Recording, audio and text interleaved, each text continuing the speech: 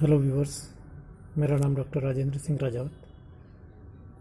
इस वीडियो में हम वर्टिब्रेट्स की स्केल के बारे में बात करेंगे।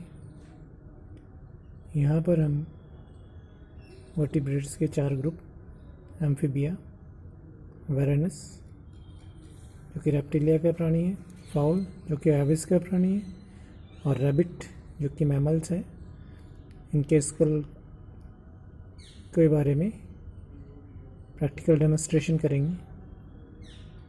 सबसे पहले हम बात करते हैं स्कल यानी कि क्रेनियम, जिसके अंतर्गत ब्रेन सुरक्षित रहता है।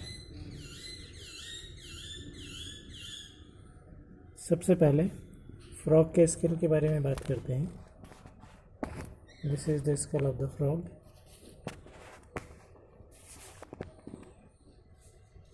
फ्रॉग की जो स्केल है वो ट्रायंगुलर होती है, ब्रॉड होती है और साथ में डॉर्सो वेंट्रली फ्लैटेंड होती है। टैडपोल अवस्था का जो कॉन्ड्रोक्रेनियम होता है वो वेस्ट में भी बना रहता है, यानी कि ये जो क्रेनियम है वो उपास्तिका भी बना हुआ होता है। इसका ज़्यादातर भाग उपास्तिका बना होता है। मेंढक का जो ब्रेन होता है वो छोटा होता है और इसके अंतर्गत जो ऑक्सीपिटल रीजन होता है वो भी छोटा होता है। मेंढक की जो स्कल होती है वो डाइकोंडाइलिक होती है, यानी कि उसमें 2 कॉन्डाइल पाए जाते हैं। You can see here the 2 condyles. Then इसके अलावा जो फ्रॉग है उसकी स्कल प्लेटिबेसिक होती है, यानी कि जो इंटर ऑर्बिटल सेप्टम होता है वो एब्सेंट होता है, इसलिए क्रेनियम नेत्र कोटर तक पहुंचा हुआ होता है। इसके अलावा इसकी जो वॉमर बोन्स होती हैं उनमें वोमनाइन टीथ पाए जाते हैं। These are the various bones of the skull of frog. You can see in ventral view, and this is the dorsal view. So this is the skull of the frog. इसके बाद अगर हम बात करें दूसरा जो प्राणी है वेरेनस, इसके स्कल के बारे में। वेरेनस का जो स्कल है वो अग्र सिरे से नुकीला होता है। इसका अग्रभाग ये है, नुकीला होगा। यह इसका लंबा और चपटा होता है और इसके अलावा यह मोनोकॉन्डाइलिक होता है, यानी कि इसमें सिर्फ एक ही ऑक्सीपिटल कॉन्डाइल पाया जाता है। This is the single occipital condyle, you can see here. इसके अलावा ये इसका ट्रॉपीबेसिक होती है, यानी कि इसमें इंटर ऑर्बिटल सेप्टम दोनों नेत्र कोटरों के बीच स्थित होता है। इसका क्रेनियम छोटा होता है और इसके अलावा इसमें जो टीथ होते हैं वो पॉलीफायोडोंट, होमोडोंट एंड प्लूरोडोंट टाइप के होते हैं। और जबड़े का निलंबन ऑटोस्टाइलिक प्रकार का होता है। फ्रॉग की जो स्केल है इसमें भी जबड़े का निलंबन ऑटोस्टाइलिक प्रकार का ही होता है। ऑटोस्टाइलिक निलंबन का मतलब होता है कि निचला जबड़ा स्केल से एक क्वाड्रेट बॉन्ड द्वारा संलग्न रहता है, जो कि वेरेनस और फ्रॉग दोनों में ही ऑटोस्टाइलिक प्रकार का जॉ सस्पेंशन पाया जाता है।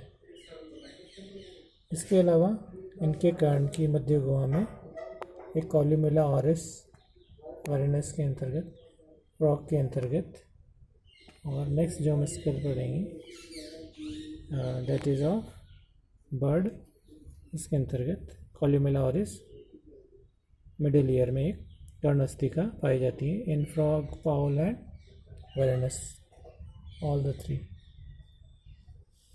So this is the scale of Varanus. You can identify easily, differentiate between frog and the skull of Varanus. Then the third is the skull of foul. Foul की जो scale है उसके अंतर्गत सबसे पहले हम बात करें तो ये आसानी से चोंच के कारण पहचानी जा सकती है.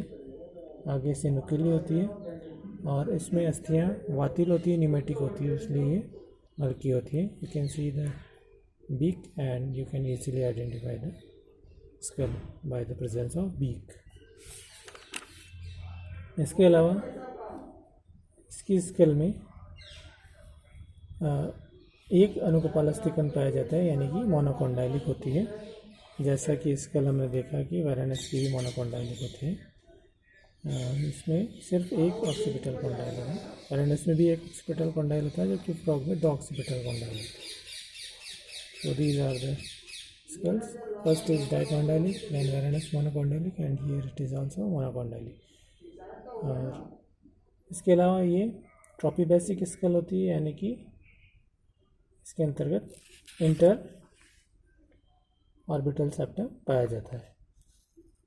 जबड़े का सस्पेंशन ऑटोस्टैलिक प्रकार का होता है, जैसा कि पहले दोनों स्कल में हमने देखा कि क्वाड्रेट बोन के द्वारा स्कल से जुड़ा हुआ होता है निचला जबड़ा. इसके अलावा करोटी में जो पैलेट होता है वो शाइजोग्नेथस होता है. तो ये हमने डिस्कशन किया एक फाउल की स्कल के बारे में, मुर्गे की स्कल के बारे में. और इसके बाद हम बात करते हैं रैबिट, जो कि मैमल है, उसकी स्कल के बारे में. ये आगे से संकरी और पश्च भाग में चौड़ी होती है, लेकिन डॉर्सोवेंट्रली फ्लैटन नहीं होती है, जैसा कि हमने बात किया था वैरानस और फ्रॉग के बारे में. वो डॉर्सोवेंट्रली फ्लैटन होती है, लेकिन रैबिट की स्कल डॉर्सोवेंट्रली फ्लैटन नहीं होती है. और ये पूरी तरह ऑसिफाइड होती है, अस्थियों की बनी हुई होती है. इसमें 2 ऑक्सीपिटल कॉन्डाइल पाए जाते हैं, यानी कि डाइकॉन्डाइलिक होती है. और इससे पहले हमने डाइकॉन्डाइलिक स्कल जो पढ़ा था वो था फ्रॉग का. Monocondylic varanus and fowl. So these are the skulls. Frog dicondylic, then Varanus frog dicondylic, then Varanus monocondylic, then fowl again monocondylic, and rabbit dicondylic with 2 occipital condyles.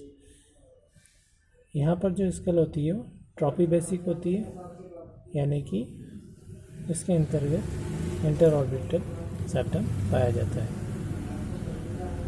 इसके बाद हम बात करते हैं इन बोन्स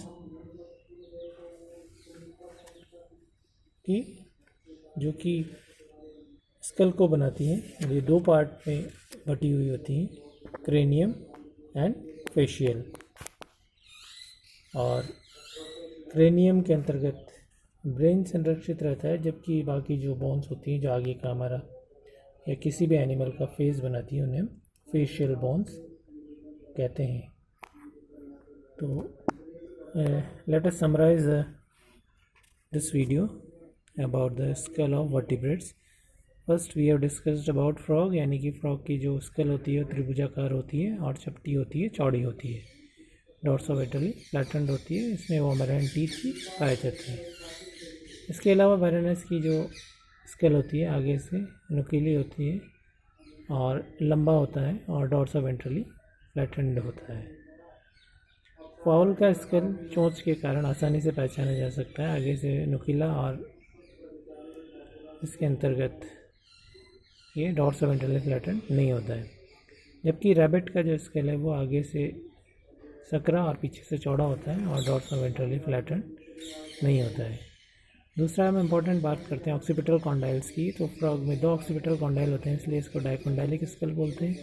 वैरानस में 1 ऑक्सीपिटल कॉन्डाइल होने के कारण मोनोकॉन्डाइलिक स्कल बोलते हैं. फाउल में 1 ऑक्सीपिटल कॉन्डाइल होने के कारण मोनोकॉन्डाइलिक स्कल बोलते हैं. और रेबिट में 2 ऑक्सीपिटल कॉन्डाइल होने के कारण डाइकॉन्डाइलिक स्कल बोलते हैं. अगर हम सस्पेंशन की बात करें तो फ्रॉग, वैरानस और फाउल में ऑटोस्टैलिक टाइप का सस्पेंशन पाया जाता है, जिसके अंतर्गत जो लोअर जा होता है वो स्केल से क्वाड्रेट बोन के द्वारा जुड़ा होता है, जबकि मैमल्स के अंदर क्रेनियोस्टाइलिक सस्पेंशन पाया जाता है जॉ का, जिसके अंतर्गत लोअर जॉ की जो बोन होती है मैंडिबल, वो स्केल से स्क्वेमोजल बोन के द्वारा जुड़ी हुई होती है, और लोअर जॉ केवल एक अस्थि डेंटरी बोन का बना होता है। यहाँ पर हम रैबिट के स्कल के बारे में बात करें तो इसमें एक स्पेशल गैप होता है जो कि इंसाइजर और प्रीमोलर्स के बीच में होता है, जिसे डायस्टेमा बोलते हैं। You can see here this gap, these are the incisors and these are the premolars. This gap is known as diastema, and the dental formula is 2 incisors, 0 canines, then 3 premolars in upper jaw and 2 premolars in lower jaw, and 3 molars in both upper and lower jaw, and incisors are 2 in upper jaw and 1 in lower jaw. इसके जो दांत होते हैं ये थिकोडोंट होते हैं और heterodont होते हैं, यानी कि गर्तदंती और विषमदंती होती हैं। गर्तदंती का मतलब होता है गर्त में धसे हुए होते हैं, और विषमदंती यानी कि अलग अलग प्रकार के दांत होते हैं। Incisors, canines, premolar and molar. So this is all about the skull of vertebrates with respect to practical point of view. I hope you understand and the structure of the skull of these vertebrates and able to identify these specimens in practical exam. Okay, thank you very much for watching this video.